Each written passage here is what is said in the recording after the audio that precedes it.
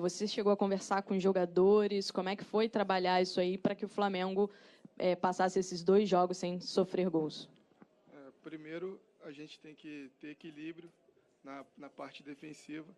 Então, nós trouxemos o Arão um pouco mais para trás, para que ele pudesse ajudar tanto o Gustavo no jogo passado, quanto o Pires nesse jogo, e dar um pouco mais de sustentação defensiva, deixando com que o Everton, Diego, hoje o Bruno, tivessem também uma condição de poder voltar um pouco menos e ter uma condição de contra-atacar com mais velocidade, com mais saúde, para a gente poder ter um contra-ataque mais veloz. Marcelo, parabéns aí também pela classificação para a próxima fase. Vocês entraram com a vantagem, né? Dos 3 resultados no futebol, o Flamengo entrou com 2 resultados a seu favor. Eu queria saber como é que você trabalhou nesse sentido e vimos que o Corinthians, no primeiro tempo, arriscou até um pouco mais, né? Teve a bola na trave. E depois, no segundo tempo, quando o Flamengo controlou mais o jogo, mesmo com a entrada dos 2 atacantes, eles criaram mais com o Flamengo podendo suportar. Queria saber a análise que você faz exatamente com a vantagem que você tinha e o que você pretendeu durante o jogo, durante o curso da partida. Primeiro, a gente nunca pensou em usar a vantagem logo do início. Obviamente que você chega no final do jogo, se o jogo tivesse empatado, seria normal você controlar um pouco mais a partida. Mas desde o início, a gente entrou pensando em fazer o gol. Jogamos um primeiro tempo abaixo do que nós pensávamos. Não foi um primeiro tempo bom. O segundo tempo corrigimos, fizemos os ajustes, as coisas aconteceram. Obviamente, como o tempo vai passando, o time do Corinthians foi colocando mais jogadores de frente e foram complicando mais, numa situação mais controlada, porque eles só tinham bola alta, eles não tinham penetração por dentro, uma ou outra jogada pelo lado, mas era sempre bola alta para o Gustavo, Bocelli, para o Love, tentando fazer no pivô. Então, a gente controlou essa entrada da área. Até tirei o Arão um pouquinho, vocês não devem ter sabido, mas ele no intervalo sentiu um pouquinho de dor no estômago, não estava assim, bem nesse dia, mas dentro de campo o Arão eu acho que fez um grande jogo. Eu acho que o reconhecimento do torcedor também, aplaudindo até quando ele saiu, justificou a atuação que ele teve hoje. E a nossa questão nessa situação de organização foi nesse sentido, de tentar fazer com que eles jogassem pelo lado e a gente neutralizasse esse tipo de jogada de bola alta. Marcelo, boa noite. Falar um pouquinho do Rodrigo Caio, né? Primeiro ele teve aquela primeira chance, mas aí foi falta, e aí o gol não valeu, e depois o gol interrompido também, aquele grito de gol, e aí depois veio o VAR e confirmou, assim. Como é que foi essa mistura de emoções e falar um pouquinho também, né, da importância do Rodrigo Caio nesse jogo? Eu vejo o Rodrigo Caio hoje como, não sei se o melhor, mas um dos melhores zagueiros do Brasil. Eu vejo o Rodrigo num nível muito alto. Quem conhece o Rodrigo do dia a dia sabe o profissional que o Rodrigo é. As características dele atendem muito ao que eu penso e agrada muito ao nosso torcedor. Então, ele rapidamente se identificou com o nosso clube, chegou, parece que ele joga aqui há 10 anos no Flamengo já. É um cara muito simples, trabalhador, e eu tenho certeza que em pouco tempo ele vai retornar à seleção pela qualidade que ele tem. Marcelo, boa noite, parabéns pela vitória. Obrigado. Por óbvio, né? Dá para ver no seu rosto que você está bastante feliz. Queria saber como é que foi o pré-jogo para você. Você conversou com alguém, enfim, trocou uma ideia com alguém específico a respeito da maneira, né, de formatar a equipe, de como a equipe deveria se postar, enfim, como foi o antes desse jogo e o que você acha, que você falou já dos aspectos defensivos, mas de um modo geral, o que você acha que o Flamengo mais evoluiu? Não vou dizer só nos últimos 2, vamos dizer nos últimos 5 jogos. Eu acho que a parte que o Flamengo mais evoluiu foi nesse sentido. Agora, eu não vou nem entrar nos últimos 5 jogos para deixar essa parte bem separada. Eu vou entrar agora nesses últimos 2 jogos. Eu acho que a gente evoluiu nessa parte de eu ter trazido um pouquinho o Arão para trás e ter colocado esses 6 homens defendendo ali atrás. Eu acho que isso foi uma parte que a gente ajustou para a nossa parte defensiva ficar mais fortalecida. Sobre a parte que você perguntou anteriormente de conversar, o Flamengo tem alguns profissionais que são fixos, da análise, da preparação física, treinadores de goleiro. Então, eu também faço parte dessa equipe de profissionais fixos. Então, eu me cerquei com todos eles. São amigos, são profissionais muito capacitados e todos eles, me ajudaram muito. Eu sou muito grato à minha comissão técnica, porque em nenhum momento eles se deixaram de me ajudar em algum momento. Aproveitando, já estendendo os agradecimentos à nossa comissão técnica, queria agradecer também a confiança que o nosso presidente depositou no nosso trabalho, a confiança que o Marcos Braz depositou no nosso trabalho, os diretores, o Noval, o Pelaipe, que também depositaram. Então, todos me apoiaram nesse momento, que foi um momento de transição. Então, em nenhum momento eu me senti sem apoio de nenhum setor do clube. Todos os setores do clube, desde o mais humilde funcionário do CT até o mais alto escalão do nosso clube, todos me apoiaram. E isso foi fundamental para que as coisas fossem acontecendo. Marcelo, boa noite, parabéns pela vitória, pela classificação. Queria te perguntar exatamente sobre o que você falou em relação a sair na velocidade, né, para o contra-ataque.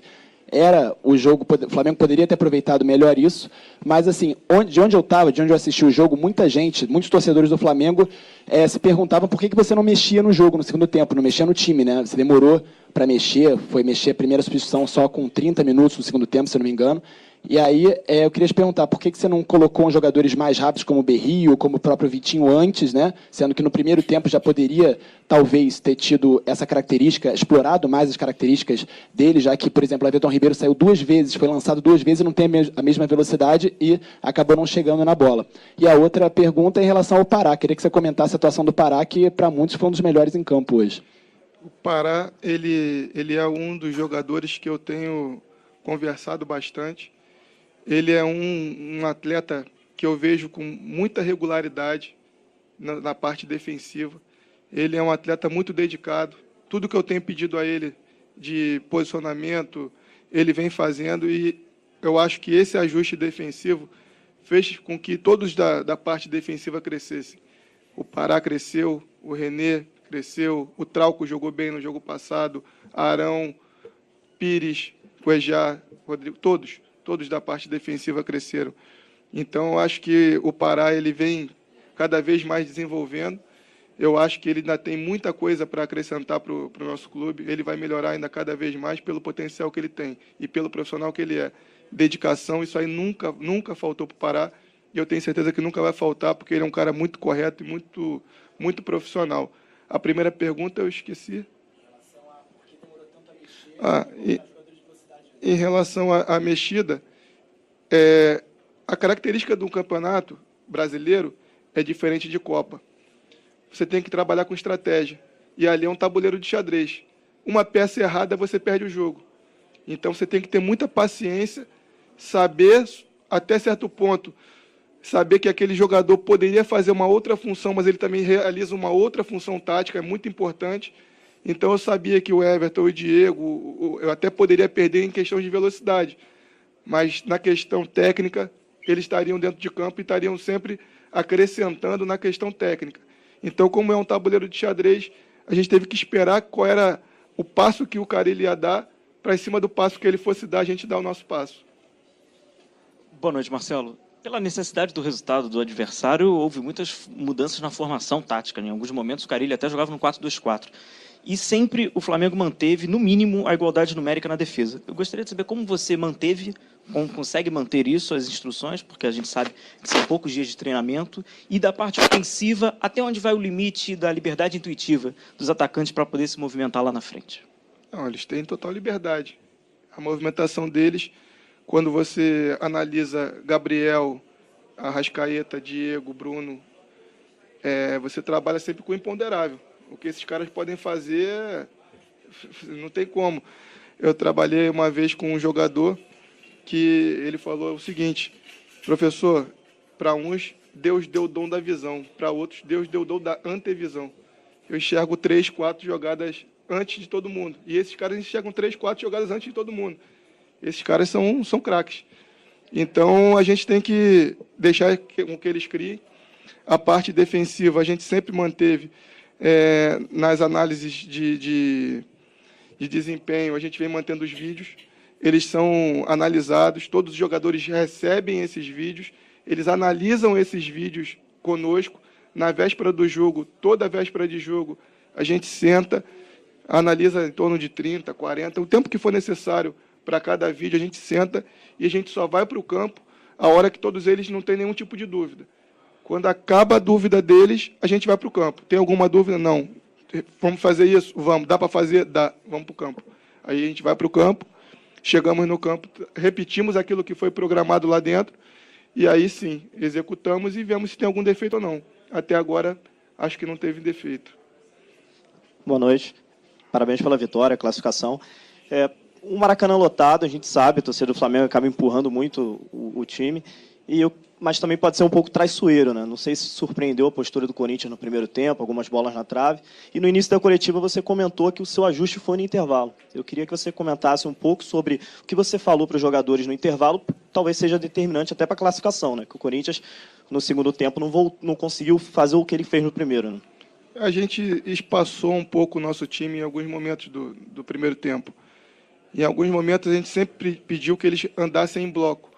Bloco ofensivo, bloco defensivo e lateral.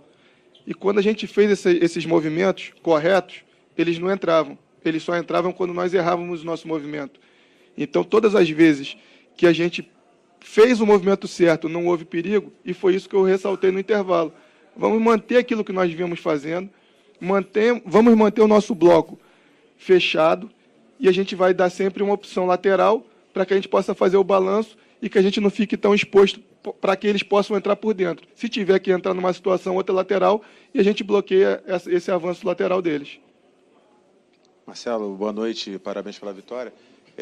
Você poupou o Bruno Henrique no jogo de sábado, né, contra a equipe do Fortaleza. E no segundo tempo, nitidamente ele saiu mancando. Há alguma coisa com o Bruno Henrique? E essa é uma pergunta. E a outra seria o jogo contra o Fluminense domingo. Você pretende mesclar o time, né, e mesclar o time do Flamengo para domingo, ou vai com a força total para cima do Flu? Primeiro, antes de fazer qualquer tipo de ajuste no time pensando no Fluminense, eu vou conversar com a minha comissão técnica. Antes disso, eu não vou me pronunciar. Vamos aguardar. A gente vai ter amanhã, não sei se vocês já sabem, amanhã a gente vai fazer a nossa folga, porque nós treinamos domingo, perdemos esse final de semana em treinamentos. Então, amanhã a gente vai recuperar os atletas e, a partir de quinta-feira, a gente começa a pensar no Fluminense. E a primeira foi o Bruno Henrique, ele foi poupado justamente por essa dorzinha no tornozelo. Isso aí já vinha atrapalhando ele. A gente poupou, ele conseguiu fazer grande parte do jogo, mas chegou no momento do jogo que ele tomou uma pancada em cima do mesmo lugar. E aí não teve como ele continuar. Aí ele pediu para sair e fizemos a substituição. Marcelo, boa noite. Você falou do jogador que antevê a jogada, e dessa forma, até contra o Fortaleza, o Flamengo abriu o placar numa jogada de inventividade, e hoje, contra o Corinthians, um gol com a bola aérea. Muitas vezes o time que só joga na bola aérea surpreende quando joga por baixo. O Flamengo, ao contrário, tem esses jogadores técnicos, e hoje surpreendeu o adversário com essa bola mais alta. Como encaixa esse equilíbrio no treinamento? Encaixa pela característica de cada atleta. Quando a gente tem situações de bola parada, são outros atletas que vão para a bola parada. Quando a gente está na situação de parte técnica, são outros atletas que participam da parte técnica. Então, a gente tem hoje 5 ou 6 jogadores, como Bruno, Caio, Léo, Tuller, jogadores que são muito fortes na bola aérea. Então, Arão.